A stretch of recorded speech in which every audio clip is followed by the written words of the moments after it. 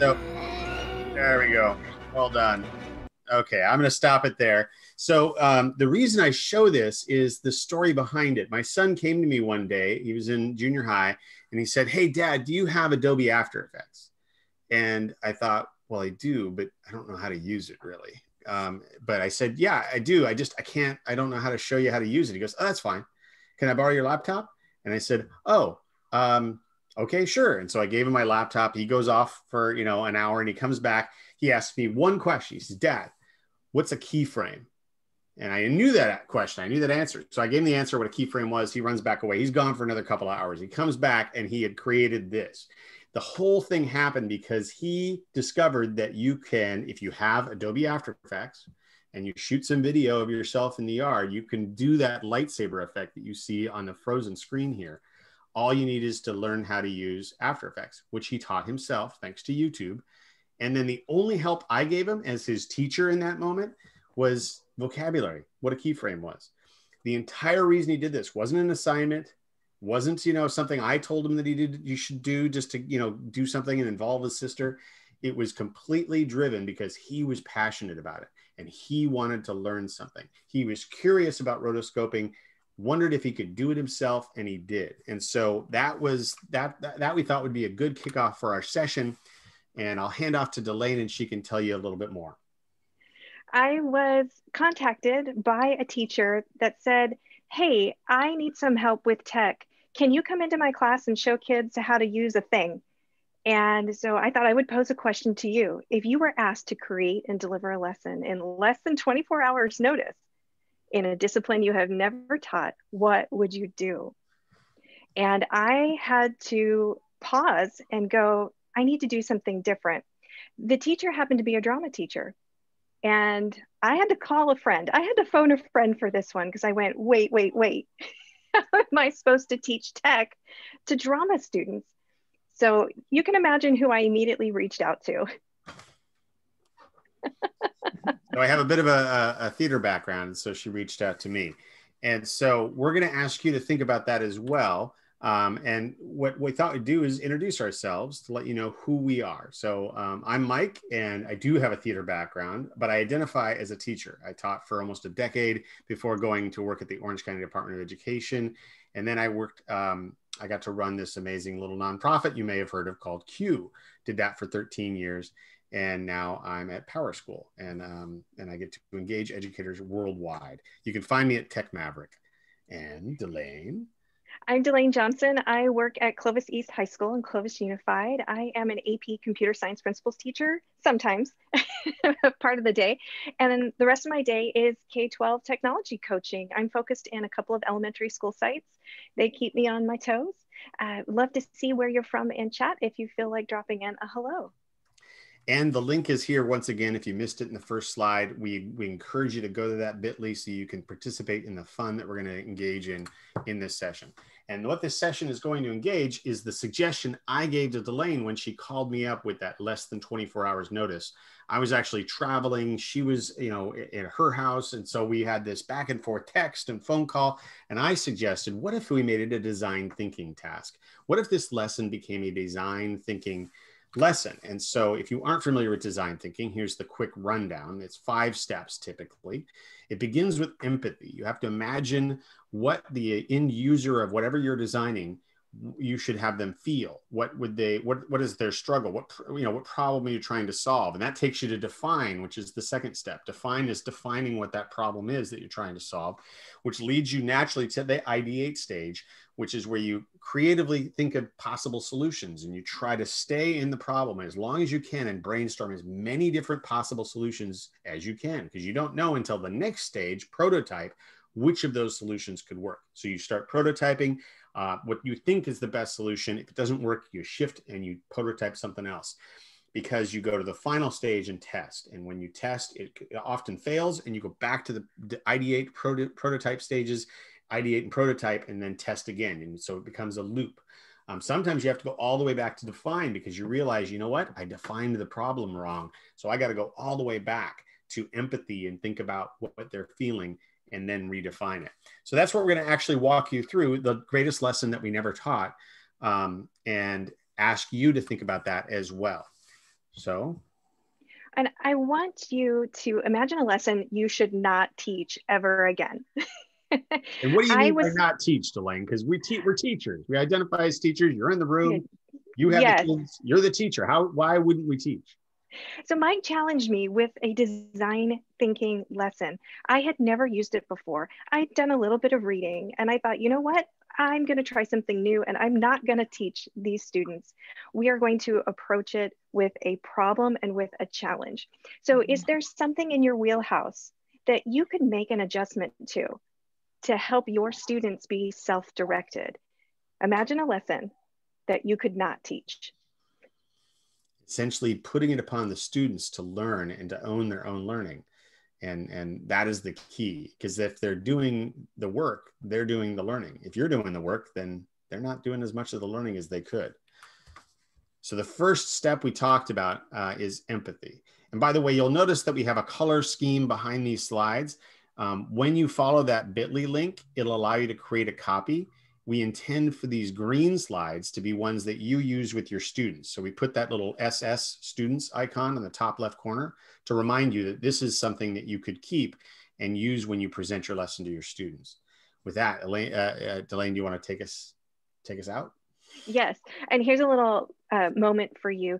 These icons that you're seeing are a great way to help guide your students.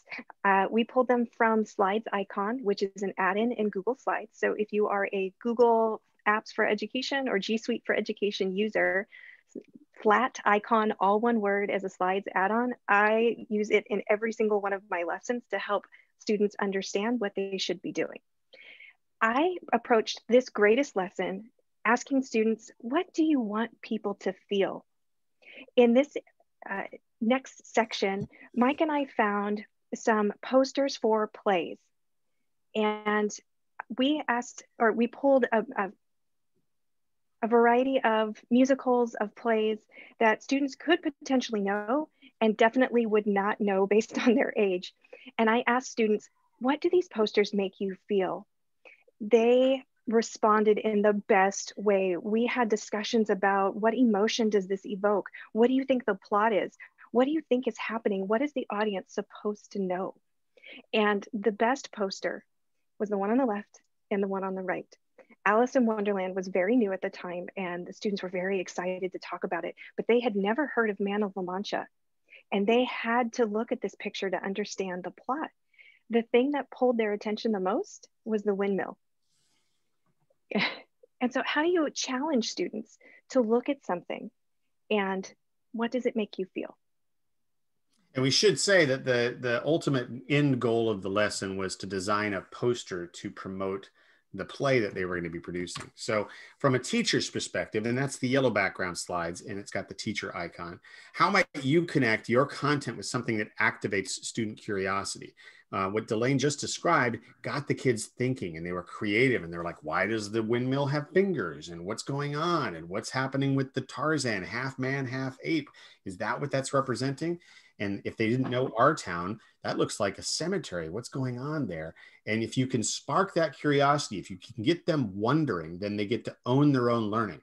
And they start diving in a way you wouldn't get them to own their learning otherwise. And when that happens, of course, they start doing the teaching.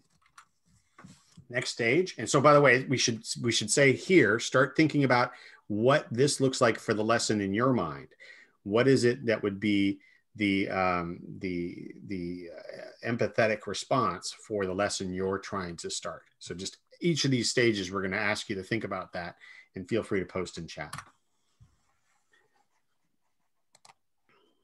Then in the greatest lesson, we had to define the problem and or the challenge. Now, from the teacher perspective, the problem was I need to get them to learn how to use an online resource to build a poster. That wasn't the actual problem or challenge. In this case, it was how do we get people to come to our play? And so getting students to recognize that it was about attendance and not about learning the technology.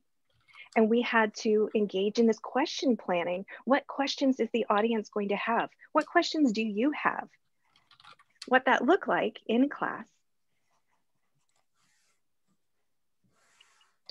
was to get a piece of paper and start drawing symbols. Start drawing things that represent what you think the plot is about. What emotion is that play about? What would resonate with your audience? So we had them go through and just start drawing some basic shapes to get some emotions down. So from the teacher's perspective, I have to say, Delaine told me that the drama teacher was kind of confused at this point because she had invited Delaine in to teach them how to use the software program on the Chromebooks. And here she was having the kids break out paper and pencil and brainstorm and draw and react to posters. So the thinking here is, how do you engage them to think beyond themselves and force them to think about a different perspective? Delaine did that by having them draw 4 different approaches. It's hard to see on those pictures, but we'll see it in a sec. Yeah. So she quartered it and there's 4 different ideas. Well, what if you got that kid that's like, nope, my first attempt is perfect. You have to push them beyond that. You have to push them to try a different perspective. What would it look like from the top view? What would it be if they were taller, shorter? Like, try a different approach. What different perspective can you bring to that equation? And again, how can you apply this to the lesson that's in your head that you're going to not teach when you get back to class? The third stage.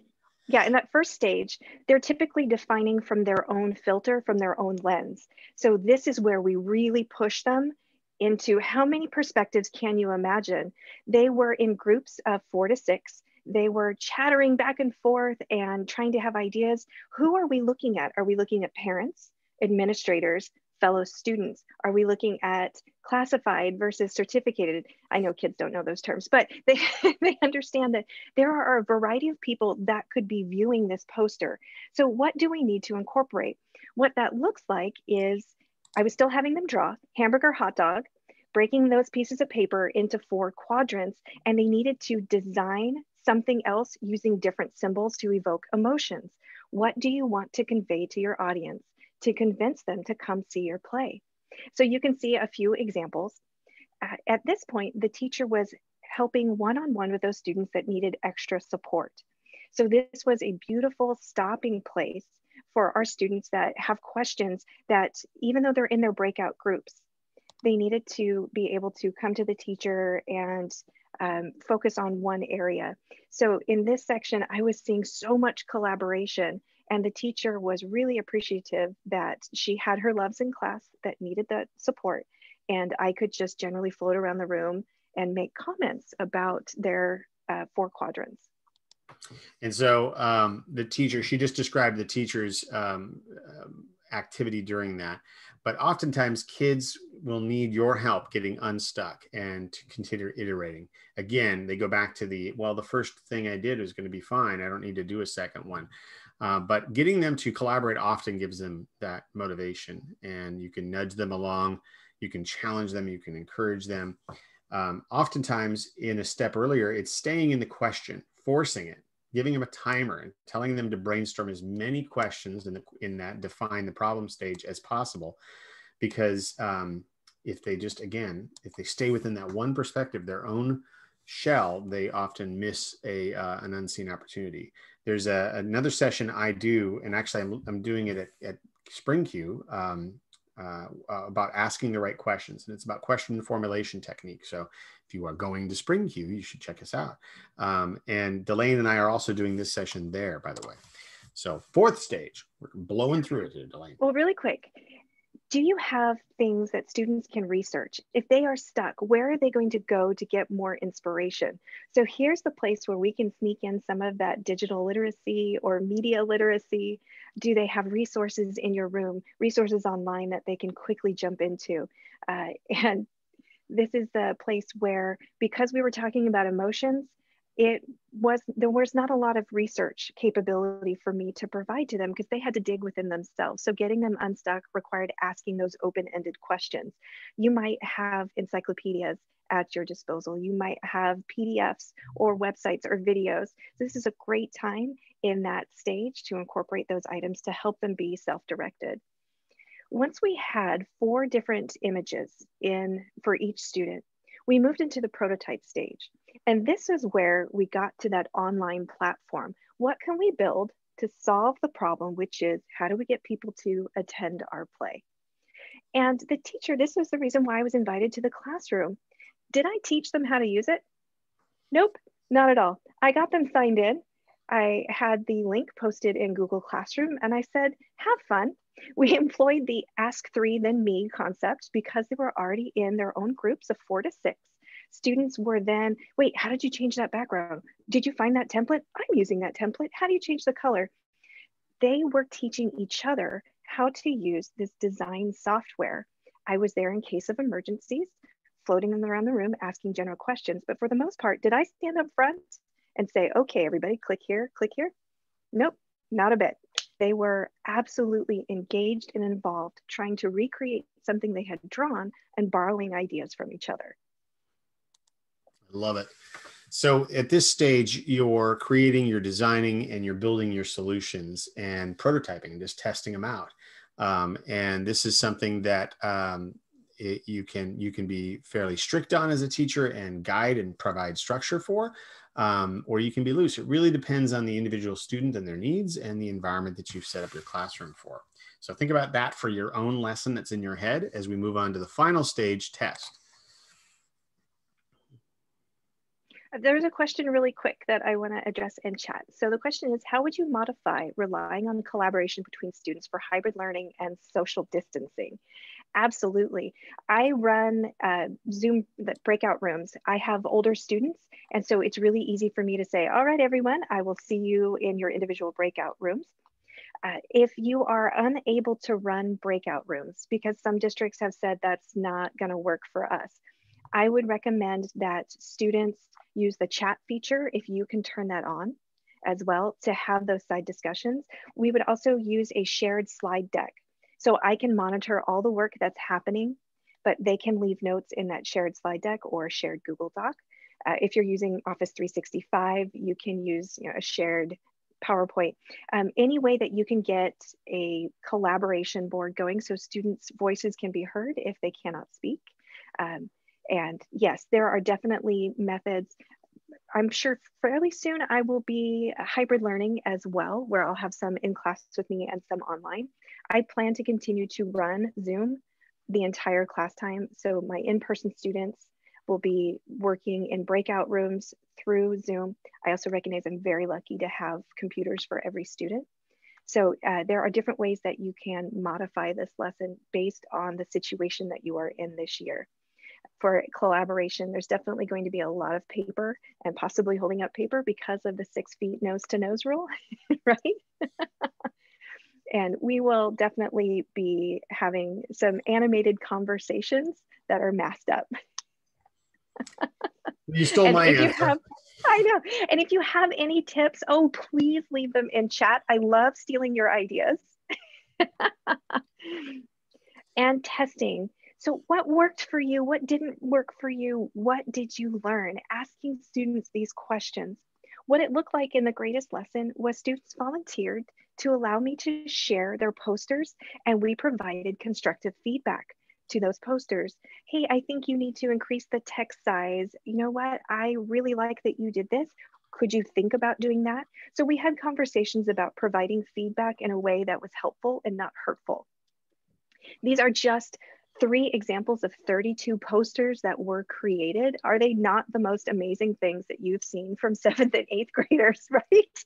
I was floored. Now, granted, they had extra time. I was just in their class for 1 hour. They took about a week to complete this project, but these are amazing. Mike, if you look at his camera, he has shown you the winning poster design. Students voted. So they got feedback from each other. And this was the student design that was publicly available. It was shared with parents and administrators, and it was posted throughout the community. They absolutely loved this project. I still love the suit on the left with the buttons. That's my favorite. I think it was awesome. It was my favorite. Stacy pointed out that Jamboard is a great tool to use. I agree. I think Padlet, there's a bunch of tools like that you can use that with. So, and then think about how you would showcase solutions. And Delaine just gave great examples. Jamboard, we just talked about as another example. And there's a number of ways you can do this using tools to provide that constructive feedback. In a physical space, you could hang it and have a gallery walk and stickers and the whole thing. In virtual and hybrid, there's technology tools that can provide something similar. I've created web pages and just posted things there and allowed students to view those, moving about and using your communication tools, whatever they may be. So that's the fifth and final stage of design thinking. And we've got a little bit of time left for us to have you share about your thoughts and lesson and what you might do. Delaine, did you have anything else to add about this fifth stage? No, I was thinking about ways to have the showcase happen, since we are, a lot of us are fully online or in a hybrid situation. Definitely a Flipgrid to have students talk about what they've produced. I also love using Flipgrid for that checking for understanding as a midway break. Often these lessons are not just an hour. They require a lot of time and a lot of dedication, but I love these for being able to hear students' voices. I teach to a sea of black screens. Anybody else feel me? Yeah. And they very rarely want to open up their mics and talk. They will chat all the time. But when it comes to academic work, it's very hard for me to get my high school students to engage with each other. They're just incredibly shy. And so using Flipgrid, I get to see them, I get to hear them. I also use Mote. If you haven't seen Mote, M-O-T-E, so I can give them verbal feedback on work. And Mote embeds inside of Google products for me. So in classroom, instead of typing out comments, I talk to my students, and I feel it really helps with that relationship and that trust building. So showcasing those solutions, giving them a safe space to show their work for that constructive feedback, Jamboard, Google Slides, online PowerPoint. We have so many options. I'm also a huge Nearpod fan.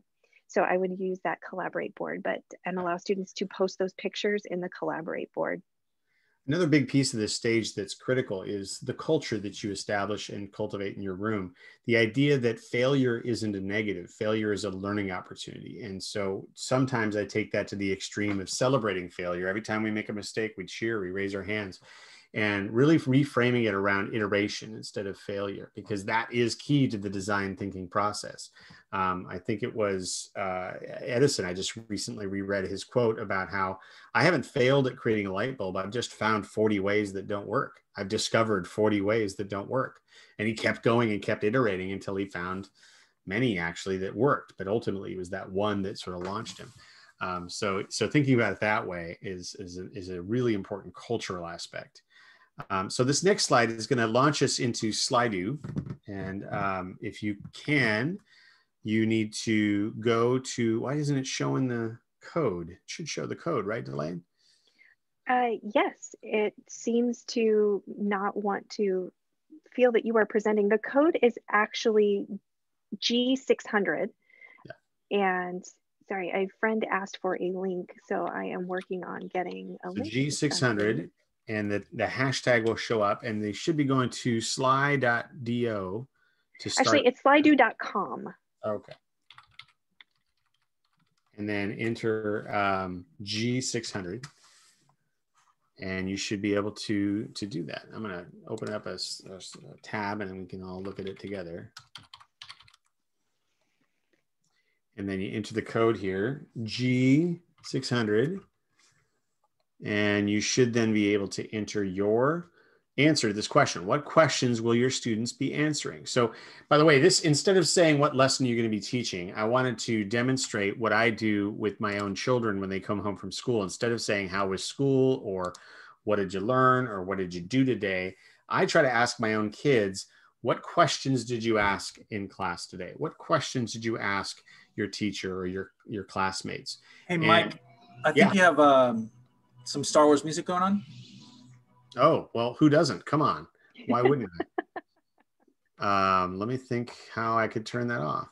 It's this slide right here, probably. Do you still hear it? Thank you. Okay. It's just mood music. I mean, yeah. So the question, you ask them, what questions did you ask? And I feel like it got my kids thinking deeper about what was happening or what was supposed to be happening in their classes and at school. And I got some great responses, and it started great conversations with my kids through the grades. I've got one 7th grader now and one who's a freshman in college. And so we thought we'd frame the question for you in that similar way. So it's not displaying the results. Let me try again.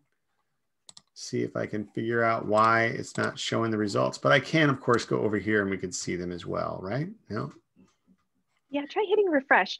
We all have fun with the technical difficulties. And of course, it's my first time using Slido. I wanted to try it out. And you got, yay, we celebrate failure. It's a learning opportunity. I refreshed and I don't see it, but I do see that we have 8 respondents, which is great. So maybe I can put my answer in.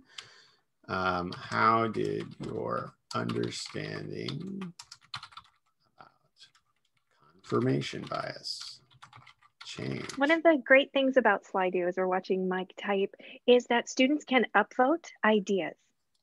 If this is a platform that you're interested in using, you should be able to see a thumbs up option, and I'm not seeing it on my screen. I love these questions though. Yeah, these are great. What did you find interesting? How did these dog breeds come about? Show Ferris wheel in motion and ask students what they notice and wonder.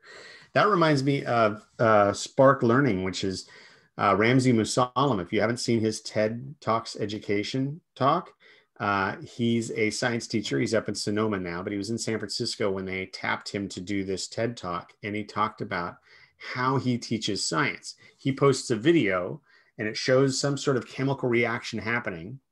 And then he asks the kids to come in the morning and explain it and guess the theories. Like he has a vial of clear liquid and he puts 2 metal rods in and a light bulb turns on. And he asks the question, why did the light bulb turn on? And the kids come in with all their theories, and the ones that get the best answer, he gives them bonus points. So you can at least see the questions that are coming in here, which is fantastic. You guys are a great group. I'm stealing some of these questions, by the way. Wow. These are amazing. Yes. Okay, so I'm not sure why it's not showing up inside, but Do you need to turn on the Slido extension or the app inside of Google Slides? Oh, I bet you I do.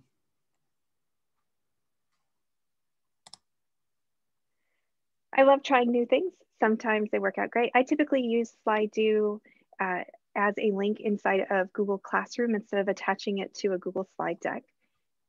And so I'm wondering if this might be a little bit of the difference. Ah. Okay, you're all getting to watch me learn. This is me learning. Here we go. I'm almost there. Allow. Okay, allow. We did this all when I first set this up. So funny. Here we go. So there it is. Beautiful. Yay. Still doesn't show in the actual slide, but we did get it to show. So there's that. Right. And this is much easier for us to be able to read the questions and see them in the recording. There you go. How did you understand? Okay. How did the Renaissance bring about a new view of the world? Yeah, I love these. Which parable would you want to go to the movies and watch? That's a fun one. So you can see that design thinking, it can be related in every single curriculum, every single subject. It's not just focused on STEM. We can definitely use that to ask students questions about the world around them and incorporate the pieces of our curriculum to let them be self-directed. And it has a lot of the UDL incorporating into it. You can social justice is just all naturally a piece of that design thinking. The greatest lesson that you will never teach are ones where students do all of the work. I can't agree more. So we wanted to thank you for your patience and learning with me. I see that at least Anne appreciated learning with me. That was awesome. Thank you. And you can find us on the Twitters at _Delaine Johnson for Delaine and Tech Maverick for me. And we also do presentations on social emotional learning and other topics. And ultimately, this is a social emotional learning topic as well. But you can find all sorts of resources at heartmind.us. And I put the retro Orange County Q logo in here just for fun. And I also learned how to use like joint Bitmojis for this presentation. So, that's a thinner version of me with a bigger head of hair, which is fantastic. Well, thank you, Mike, and thank you, Delaney. I'm going to go ahead and stop recording right now, and then I guess we can take some questions and then head on back to the main room. I would love to have a conversation. Yes.